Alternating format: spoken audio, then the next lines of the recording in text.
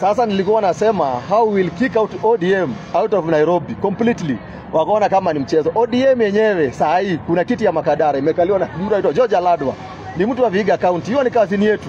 Kuna kiti ya Beatrice Elachi Dagoretti North. Huyo ni kazini yetu bado. Haya, kuna kiti ya Babu Owino. Huyo ni kazini yetu. Juu ameoa Mrima. Mbona kwa ameoa Mrima? Ndio bibi yake anamsaidia sana kwa siasa Embakasi. Na remember the first MP wa area alikuwa anaitwa Mureithi. Na huyo alikuwa mtu wa Mrima. Hiyo kitu tunarudisha mapema. Embakasi sisi ndio tunadominate huko.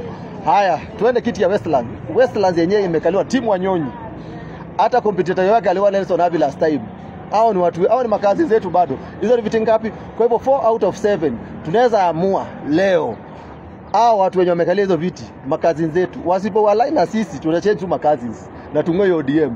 So Raila ana appreciate the fact that makazi wengi Nairobi ndio maana hizo viti anapatia makazi lakini kwa tiketi ya chama yake inaitwa ODM. So hakuna kitu yako nayo hapa. Haya, tuende governor wa Nairobi anaitwa Sakaja.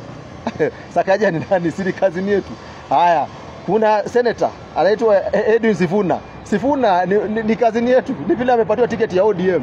Haya, tukuje kwa women rep wa Nairobi wa sasa wenye amekalia Esther Passaris. Ni kazi yetu ni Modhoni. Kwani nani hatujui? So unajua hata hizi viti zetu tumebaki nazo. Hizo constituency ya Ruaraka, constituency ya Kibra, constituency ya Lang'ata, hizo constituency tatu zenye mnabaki nazo hapo. Hizo makazi bado tunautunama kwa hizo constituencies. Kwa hivyo hii Nairobi tunawangoa nyinyi wote. Nyinyi si werevu, luambia nyinyi bila makazi hakuna mahali mnaenda. ODM imesabia na kudominate Bantus, hiyo ni ukweli. ODM itoe Kisii, ODM itoe Coast, huko ni Bantus.